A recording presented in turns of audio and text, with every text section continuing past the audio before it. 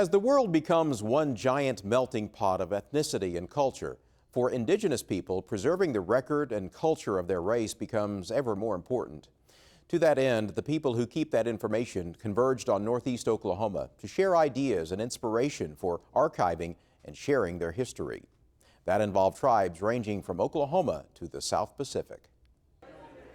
More than 550 participants are crowding into exhibits at the International Association of Tribal Archives, Libraries, and Museums. They came to learn techniques for acquiring, preserving, and passing on tribal heritage.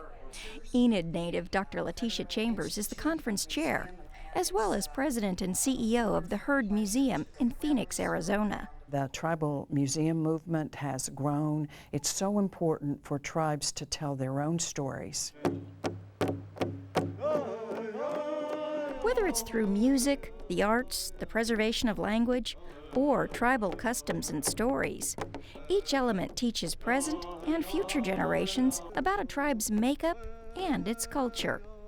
Walter Echohawk is the event's honorary chair.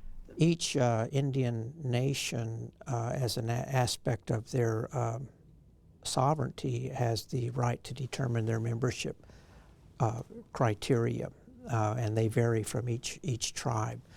And some have a blood quantum, others be traced to a particular role that the government prepared at some point in history. Others, you have both. You have to be born on the reservation and have a blood quantum as well. So it varies from tribe to tribe what their membership eligibility is. Echohawk says there's a big myth about entitlements being part of tribal membership.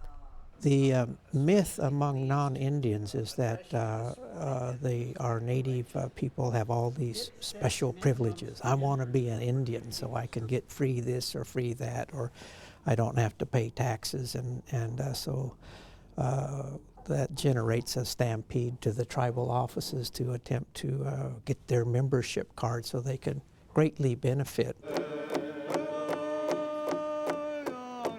Conference participants are discovering more benefits come from learning about the customs and culture of Indigenous peoples from around the world. Tulsa's Gilcrease Museum houses a world-class collection of Native American art. It includes more than 10,000 pieces, prints, paintings, drawings, and sculptures, everything from textiles, basketry, and pottery to archaeological collections and jewelry. Across town at the Philbrook Museum, there's also an extensive collection of Indian art and artifacts.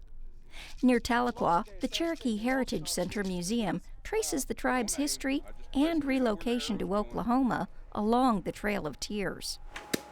It features living history villages to give visitors and school children a sense of what life was like for the Cherokee before and after the tribe came to Oklahoma. The tribal libraries and archives and their museums preserve what is left of the past, of the heritage of the past, but they also then help become agents for a continuation of tribal cultures. Over the last 30 years, there's been sort of an international Indigenous rights movement. Echohawk is an attorney and American Indian rights activist. He says the movement led a few tribes to seek protection for their cultural heritage at the United Nations. In 2007, the UN General Assembly approved a declaration outlining rights for Indigenous peoples. But the United States didn't sign on until just 2 years ago.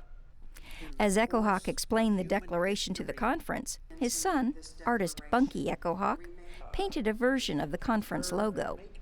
For Echohawk the Elder, the declaration represents a turning point for Indigenous peoples because of what it includes. A comprehensive set of political and property and human and cultural rights, economic and social rights for native peoples all around the world.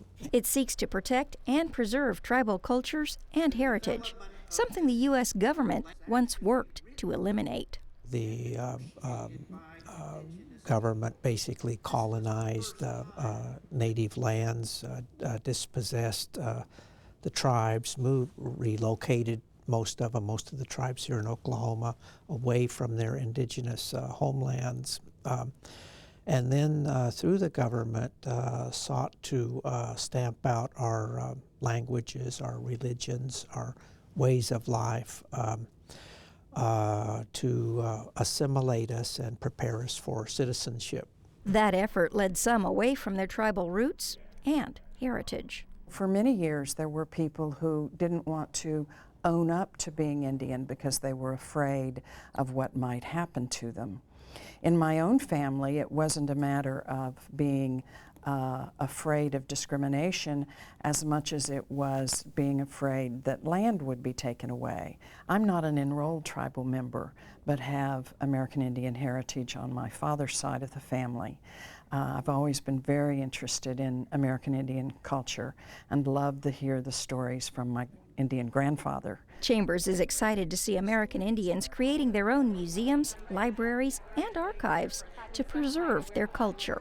Histories have been written of the American Indians, not by Indians themselves generally, but by their conquerors. And so the stories may not reflect the real histories. But now, the real histories of tribal people are being shared in their own words, so descendants can cherish each tribe's past and take pride in its future.